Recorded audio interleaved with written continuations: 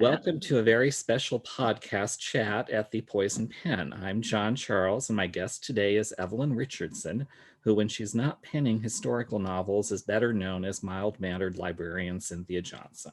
I'd like to welcome Cynthia to our episode today. And why don't we start by having you tell us a little bit about yourself before you became a writer? I was always a reader, and so I discovered Jane Austen one snow day when I was at home, and I thought I was impressed with myself, so I thought, oh, I'll read something very grown up. But I adored it, and so I devoured Jane Austen, and then I discovered Georgette Heyer, and I went down the same rabbit hole that every other Regency author's gone down. So.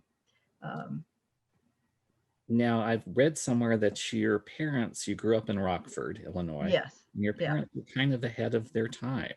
Can you explain that? Yes, I didn't feel like it at the time because everybody else was driving big American cars, and my parents rode their bike, and my father got practically the first foreign car in Rockford. It was a Volkswagen, not a Mercedes. And he rode his bike to work, and they had a compost pile, which horrors, who heard of anything that strange? But yes.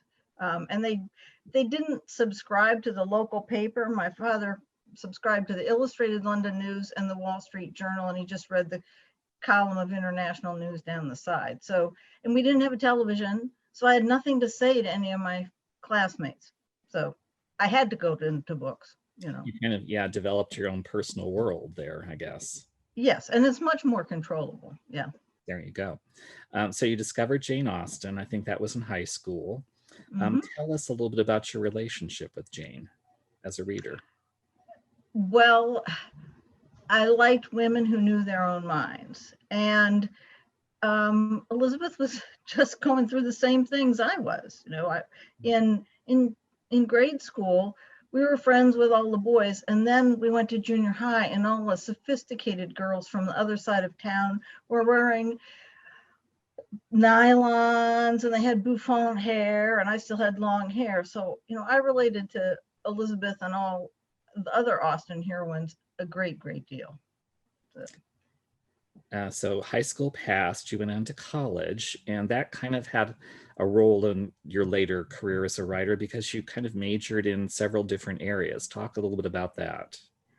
I went on reading Jane Austen again and again, and I did sort of branch out into the 19th century English literature a little bit, but then I tried to stay in the century by becoming a French major as well. And the other thing was that I went to a girls' school, and it was so wonderful that nobody cared about your social life. Nobody knew who was meeting you at your locker or anything like that. They just wanted to talk about intelligent stuff, and they all wanted to go on and do something important. That was the 60s, so nobody interviewed when the corporations came to town. They all just went into law and social work and politics. And, I was in my milieu, and actually, one of those people, is student government, went on to something a little bit bigger than that, Hillary Rodham Clinton. But yes. And you also kind of did some work exploring other authors like Fanny Burney, I think. Yes, my advisor, Patricia Myers-Fax, was just wonderful. She, I had her for a satire class, and she really got down to the nitty gritty. She said, one day we were talking about satire, and she said, well, now why is this funny? And, everybody's used to referring to great intellectual things, but when she asked that basic question, everybody's like, so I wanted to do my thesis with her, and she was the one who suggested Fanny Burney. And so I did my honors thesis on Fanny Burney and society at the time, because she wrote not only novels, but of course, wonderful letters, and she was connected with so many interesting people. So for those who don't know who she was, give a little bit of background about Fanny. She was really one of the first female novelists. There were others before her, but she really caught the eye of society. The Prince Regent liked her books. She came out under her own name.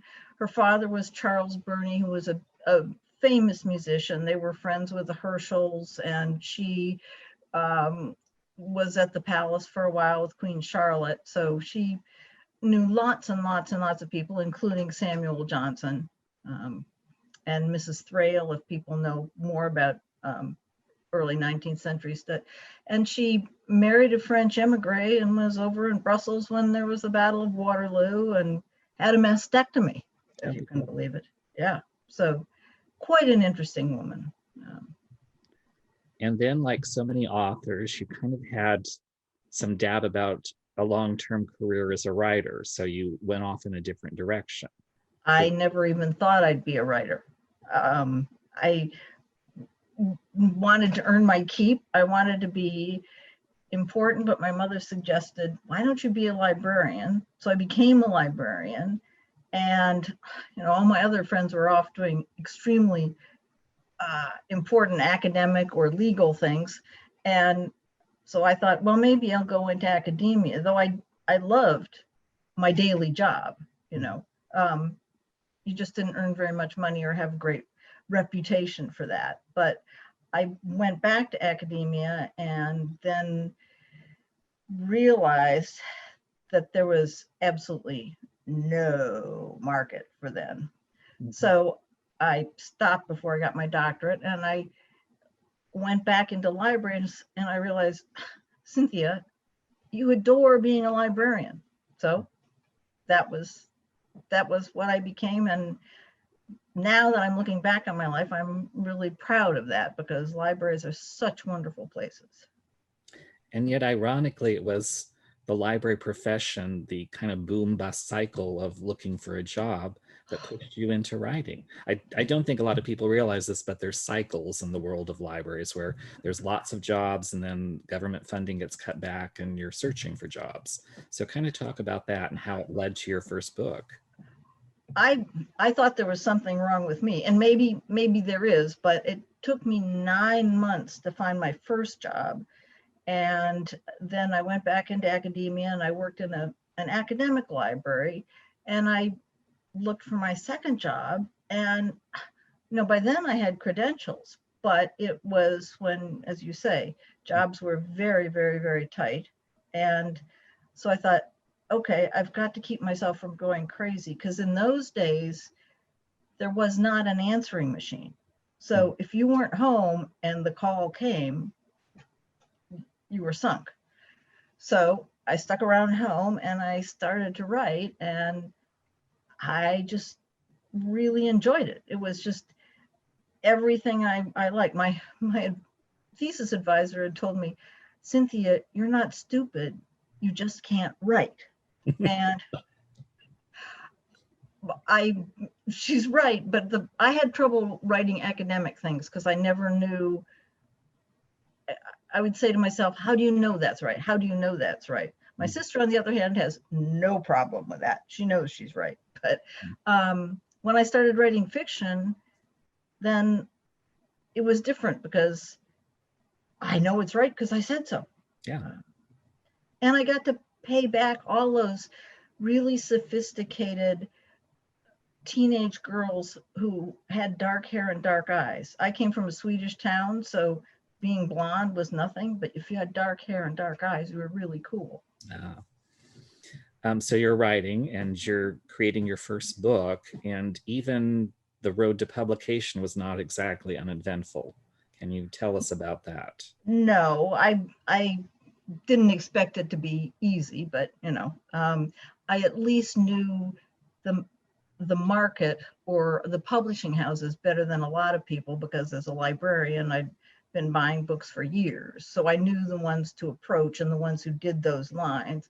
So I sent my query off to Walker and got a little postcard back about 6 weeks later and said, thank you very much, but no thanks. So I sent it off to Fawcett, and they wrote back, thank you very much, but no thanks. And I sent it off to, I think, St. Martin's, and 6 weeks, just right on the dot. But then I sent it off to Penguin. And I didn't hear, and I didn't hear, and I didn't hear. And everybody else had been so prompt. So I called them up and they said, "Oh, you sent us a query letter?" And I said, "Yes." And they said, "You sent the first 3 chapters with it?" And, yes, yes. I said, "Oh my goodness, we're terribly sorry. Would you mind sending it again?" And I said, "Well, no, I'll be happy to." So And this was the days before just putting a disc in a computer and printing something out. It was a little bit more complicated. yeah, there was word processing by that point. And my first husband was an electrical engineer, so we did have a word processor. I unfortunately put everything all on one disc and didn't divide it up into chapters, so it got so full I couldn't move a thing, which was pretty gut-wrenching. But yeah, you had to print the whole thing out and send it off. But as my sister points out, in those days they couldn't ignore a box sitting on their desk, but you can ignore something sitting in. Yeah, yeah. So, and then they would send it back with corrections, and I still find that much easier to do than doing the electronic corrections. Much easier. But now, when you were starting out, the markets you targeted were traditional regencies. And there was really nothing else at that time. For those who are listening in and may not be familiar with that, can you kind of explain what a traditional regency is? Well, it stops at the bedroom door, but it's almost as much about the period as about the people in it. And Regency readers are excruciatingly well read. So you cannot get a thing wrong. They know the slang, they know the materials people's dresses were made of, they know the British title system just cold, and it's not easy to do that. But fortunately for me, that was just great because I love research. So, I went to the Boston Athenaeum and got copies of Ackerman's repository. So these are love stories set Love stories, yes. between yes. about 1810 or 1811. 1810 to 1820 was the Regency, yes. And they're stuck pretty much in there. Most of them at the time were built around the London ton, as they called the world of high society. See, I've been mispronouncing that for years. I'm glad you said it. I always called it the ton or something. I don't know, but it's the ton. Well, that's the advantage of being a French major. Yeah. So now they've expanded more, but at that time, I think you might agree with me that they were mostly, there was some set in the countryside, but mostly it's mainly in London and the upper class. Upper class, yeah. The whole ritual of finding a spouse in the marriage mart. Yes. Yeah, I mean, there were exceptions to that, like Carla Kelly would kind of do takeoffs on the traditional Regency, and you did in your own books. You, as you got your first book published, what was your first book? The Education of Lady Frances. And that was in 1989, correct? Yes. And that kind of kicked off your Regency career for a while. Yes, it was sort of an interesting sell because I didn't want people in the library to know I'd written a love story, Oh. So I picked my pseudonym, which is, it was going to be Evelina for Fanny Burney's Evelina book, but they said at Penguin, nah. So I became Evelyn, and Richardson's my grandmother's maiden name. But it was all for naught because they called me up at the library I got the call at the library when I was sitting on the reference desk. So the entire world knew. And they said, well, we like your book, but are you going to write another? And I was like, another? I never even thought of it. And they said, well, you're not going to go off into science fiction or mystery or anything. And I said, no. So then I had to come up with a second book. So. And I'm going to quote something that you had said, because when you're writing your Regency romances during this period, your theme tended to be the plight of the independent, original, intelligent, and intellectually curious person caught in a society where fashion and social standing are the abiding preoccupations of his or her peers. So essentially, you're writing about the odd duck or the fish out of water. Is that correct? Story of my life. Yep. And finding an intelligent man, really difficult. They kind of, your heroines are kind of blue stockings in a sense because they're doing things that are not the norm for their era, their period. Talk a little bit about your kind of heroine, how you created her. My kind of heroine first, and increasingly now as I go along, is somebody who's passionately interested in something and goes along following that interest and suddenly realizes, oh, the rest of the world isn't there. They're all standing back and kind of looking at me.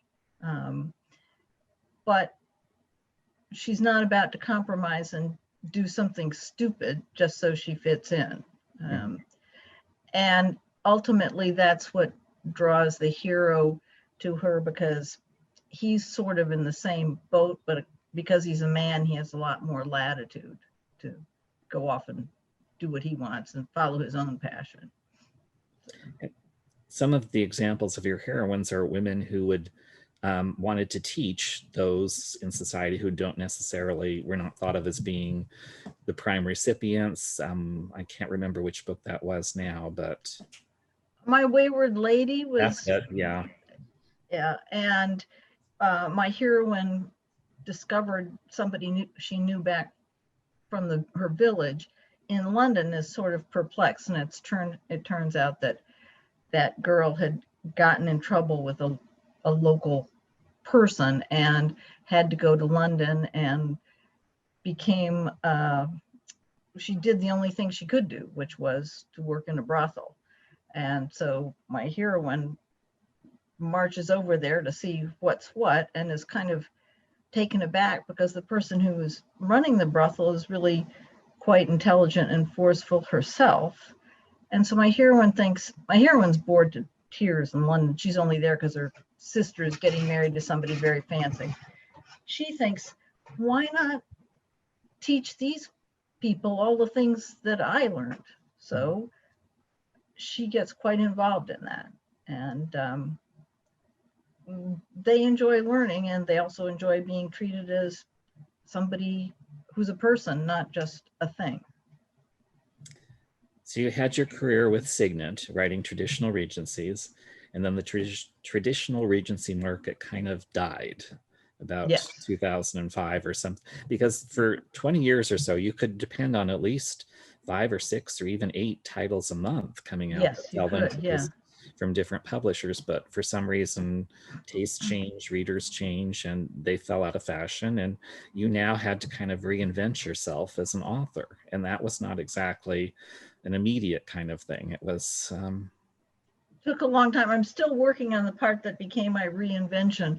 They told me that they were closing the line, and they asked me if I wanted to write anything else, and I said I hadn't really thought of it because I don't think of myself as a writer. And she said, well, what about contemporaries? And I was like, nah, I couldn't do it. And it took me a long time to figure out why. Then I went to a workshop put on by Gail Eastwood, another Regency writer. And she made me realize it's my voice. My voice just isn't contemporary. Once again, I don't fit into the contemporary world. So they asked if I wanted to write a fictional biography. And I chose somebody after whom I modeled one of my heroines in A Lady of Talent, who was named Angelica Kaufman. And they decided she wasn't well enough known. I still disagree with them. It took me 5 or 6 years to write the book, because when you're writing something that's about somebody who's true, you have to be a little bit more careful. Mm-hmm. So I've sort of done some half-hearted attempts to sell it, but I think it needs maybe a little more conflict, or it needs some tweaking. In the meantime, I really missed writing Regency. So I went back and wrote them just for my own amusement as much as anything else. But selling it, was difficult. But you did, and that's now your new book, The Mistress of Fashion, Juliet's story. Yes, I tried to get agents, and they all said, "Oh, if you'd only come to us right after they closed the line." Actually, I got Signet to reprint the first two books together, which they did in 2006. And then the director of the library walked into my office. She was director and I was assistant director, and she said, "There's somebody on our who's contacted our website asking if Evelyn Richardson works at the library because she's dedicated so many books to the library." And it turned out to be Neff Rotter from Belgrave House, and she asked me if I had my rights back, and asked me if I wanted to publish ebooks. So I got my rights back, and all the ebooks were up, and they've been selling regularly since 2005. But looking around for another publisher was really, really difficult. And finally, I saw that, I guess on a Regency website, that Carla Kelly had sold hers to Camel Press. So I contacted Camel Press, and the editor said, "Actually, I'm going to be in Camel Press is in Washington State." Said, "Actually, I'm going to be in Boston over just before Christmas. Let's meet." So we did, and it turned out that she'd been a buyer at Walden, and she remembered Evelyn Richardson from back in the day. So that's how it came about. And tell us a little bit about the story. Who is Juliet? Juliet is the daughter of immigrants, a very highly placed count and his wife, who of course could not stay in France during the Revolution. So they came over and lived a very genteel but very poverty-stricken lifestyle. And Juliet had a little more spunk than that. She didn't want to marry the stupid, self-involved people that her parents were putting before her. So, and she loved sewing and designing. And so she went to work for a dressmaker, and the dressmaker was very jealous, and everybody else was very jealous. It was not a great place to work.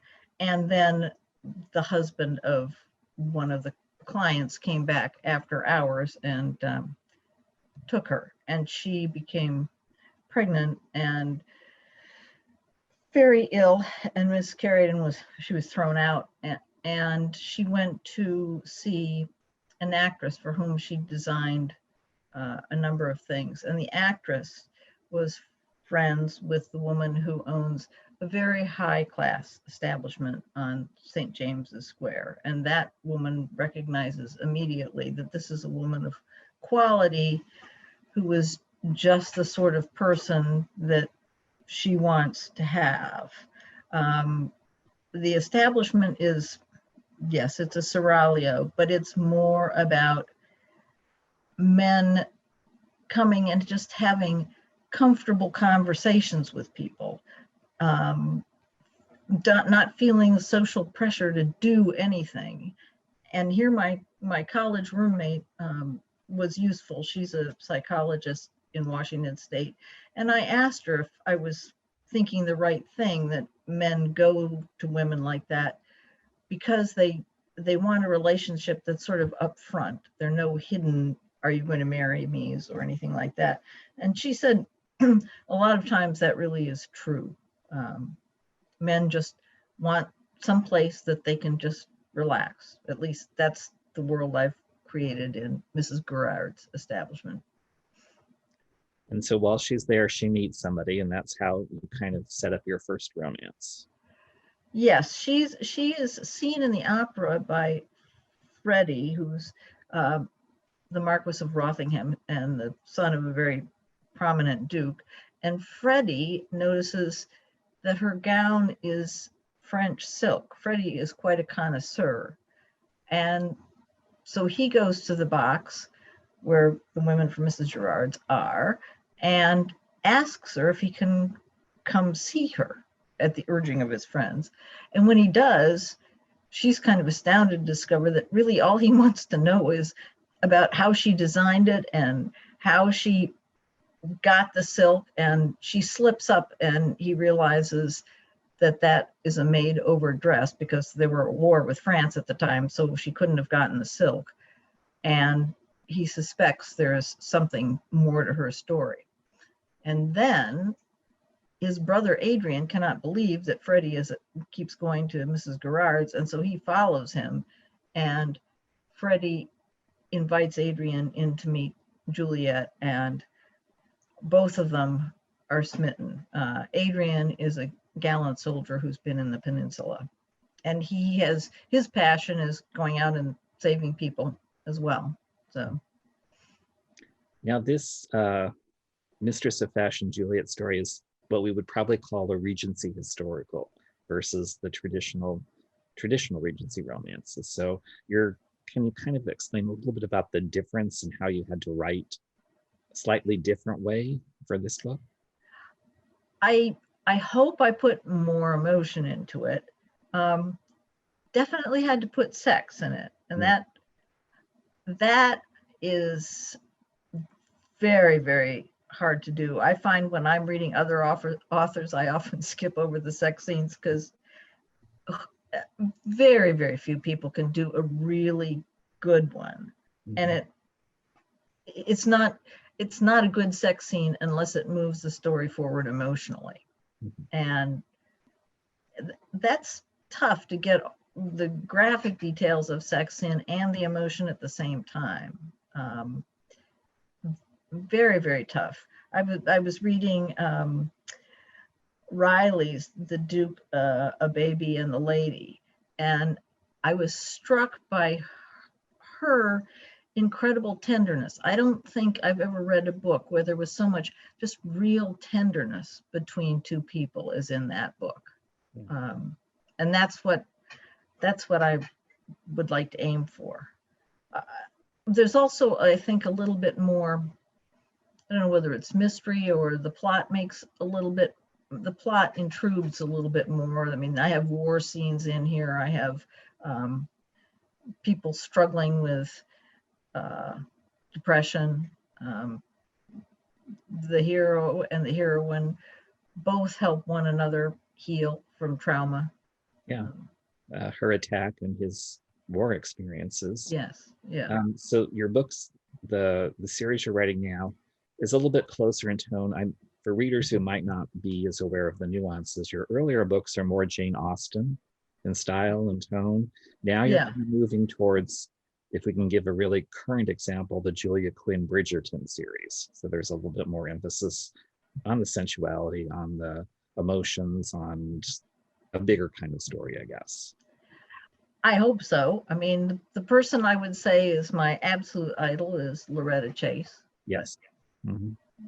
No one writes a hero like Loretta Chase. And interestingly enough, she started out writing traditional Regencies. And then she did move into Regency historicals.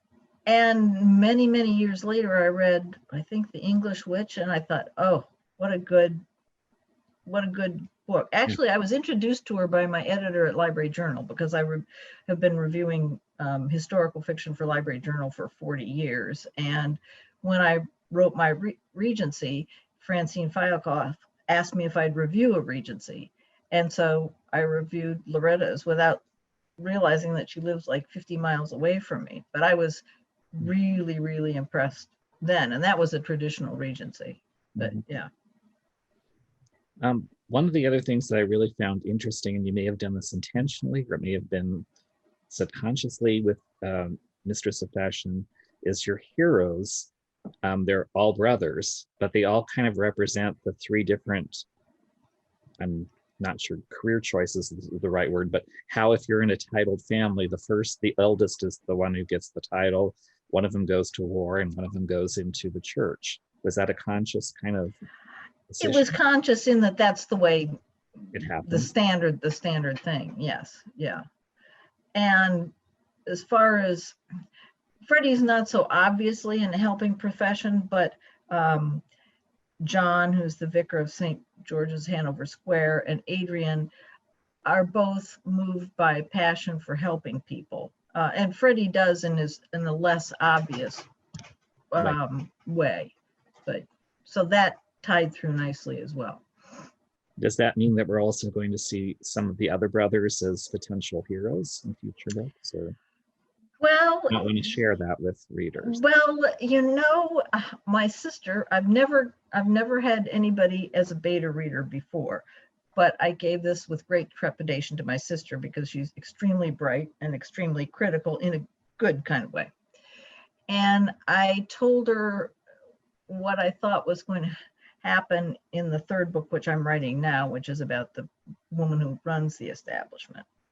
And she said, "Oh, she's got to be with John, who's the vicar." Mhm.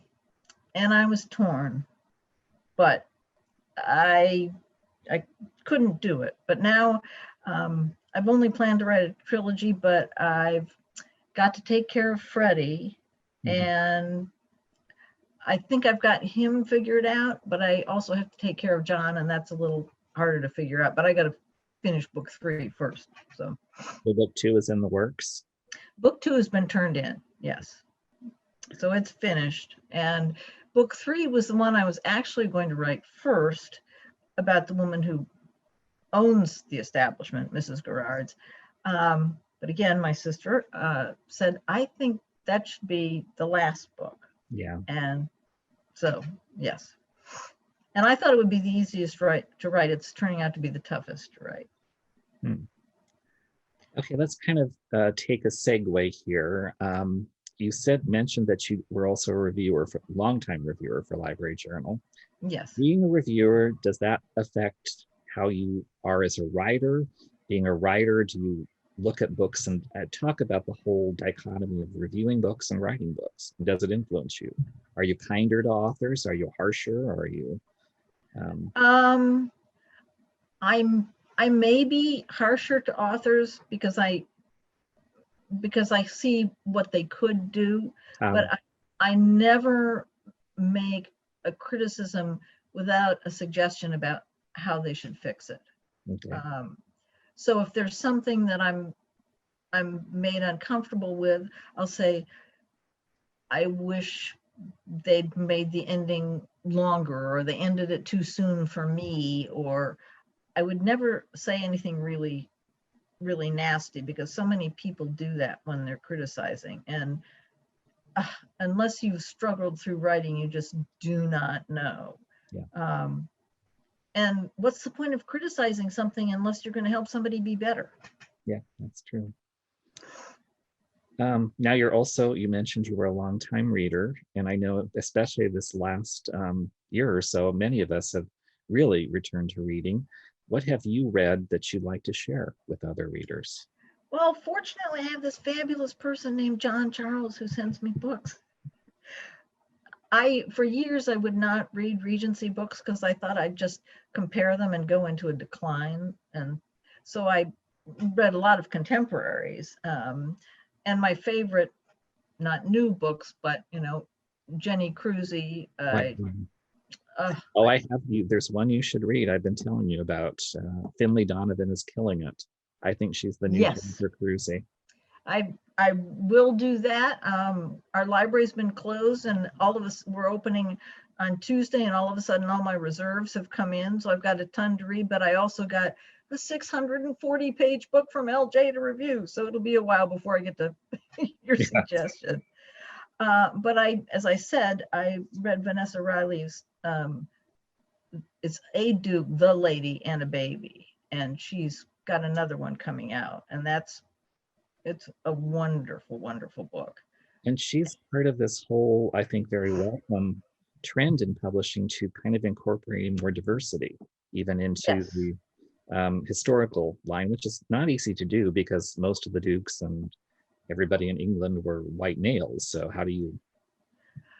But Vanessa and another writer, Piper Hughley, introduced me to a book called Black London, which was really amazing. There were a lot more people of color around than you thought.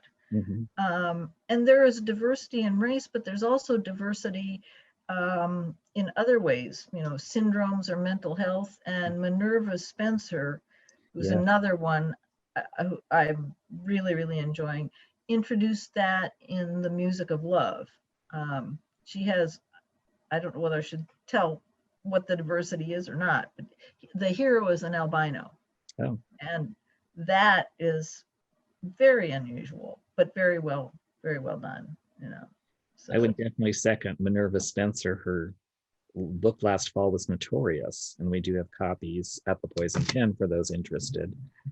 She's also doing a historical mystery series as I can't SM English or I haven't read those, but her Notorious and that are fascinating because they bring in other cultures. They bring in the cultures of the pirates of Barbary, and her heroes are different kinds of heroes. They're not your classic dukes. I mean, I get so tired of dukes in the title, I can't say, but yeah. But it's, if it gets people reading Regencies, who cares? Yeah. You know? And the good thing is there's something for every reader. So now if you want Yeah. something slightly different, you have these choices in the historical romance market. And I Yeah. think that kind of has actually even influenced, I can't say for sure since I'm not involved, but the whole new Netflix Bridgerton series, because that's taking it in a slightly different direction, a more modern, kind of inclusive way. Yeah. But I think that people often make the mistake of thinking that people in the Regency were, you know, sort of conservative to our way of thinking because it was olden days, old times. But when I read the things they were thinking, I'm blown away with how modern they were.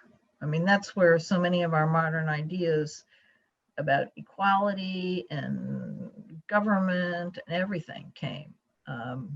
And, you know, they talk about colonization and how awful they were colonizing, but I have a register, Indian register from 1807, and they're talking about learning the language and learning all the customs and really getting into the culture and understanding it, which I didn't realize. I just thought they came over there and said, this is how we're going to run things. Mm-hmm. Yeah. I think that's a very valid point. One of the things that drives me crazy is when critics will take an author to task because the heroine that she creates in historical romance is too modern. You know, no woman at that time would do this. You know, she's too, and you really have to say no. There were examples back throughout history, but even in Regency times, of women who did dare to be different, like Mary Wollstonecraft and people like that. So. Or Angelica Kaufman. Angelica Kaufman supported herself and her father her entire life. And she lived in a pretty nice area of London. And she was a founding member of the Royal Academy. And when she and her husband got married, and she was, I think, in her 40s, they had a prenup agreement. Yeah. So. Okay, my last question for you is a fun one. What is the story about you being known as the Raccoon Whisperer? Well, everybody knows I'm a sucker for animals anyway. But we moved into our new library, and we knew there was something around because, you know, food would disappear off the staff room table, and finally they thought there was something going on, and they would put out tuna fish to try and catch whatever it was. And I was sitting at the reference desk one day, and this man came up to me and he said, "You're not gonna believe me, but I was sitting in my chair and this raccoon fell out of the ceiling." And I said, "Oh, yes, I would believe you, absolutely." So I went over, and meanwhile it had scuttled along, and I went over by all the internet people that were on the computers, and I said, "Did you see a raccoon go by here?" And the guy said, "Well, I did, but I thought I was seeing things." By then he'd run down the stairs and started to head out, but a very officious city member, somebody from town government, came waltzing in like this, and he went, "Ah!" and climbed up and was hanging over the balcony from a railing. And so I grabbed a recycling bin, and well, actually by that time the director had called the police, and the policeman walked in and he said, "Well, what do you want me to do?" And I said, "Get fired, they'll know what to do." But So everybody was just standing around. So the director and I coaxed the raccoon into the recycling bin. And then we walked outside in our high heels and our suits and walked up Belfry Hill, which is where the belfry that rang for the Minuteman now sits, in the snow, and let it out. So ever since then, there's been a recurring theme of raccoons on my desk or on my drawers. Yeah. And then, about 5 years later, I was in a periodical room and looked out, and there was a raccoon sleeping in one of our windows. So it's a periodic problem. That's delightful, and that does reflect well upon you. I want to thank you, Cynthia Johnson, also known Thank as you. Evelyn Richardson. Before I forget, readers who want to know more about your books, they can go to your website. Is that correct? EvelynRichardson.net. My husband will tell you it is the most boring website in the world, but I said, dear, people want to know the bibliography. They want to know that the stuff I write is true. And if I can make one more story, I had a copy editor, my last copy editor, who was really kind of snooty. And she said, they wouldn't have had that showing at Drury Lane. They only showed those at Covent Garden. And I wrote back and I said, excuse me, if you'll look at March 18th of the London Times from 1818, this is what was showing. So that's what Regency people are, and that's why I created my website the way it is. Yeah, never challenge a librarian on facts. It's a losing battle. Sometimes, I tried to find the color of Lady Jersey's eyes, and I got something from the ALA Portrait Index. They sent me the 1813 book, and it still didn't show me what the color of her eyes was, so I had to say sparkling. But I thought, if a librarian can't find it, who's going to challenge me? There you go. And Evelyn's new book is Mistress of Fashion, Juliette's Story. We do have copies available, or we soon will, at the Poison Pen. So feel free to go online to the store and order a copy.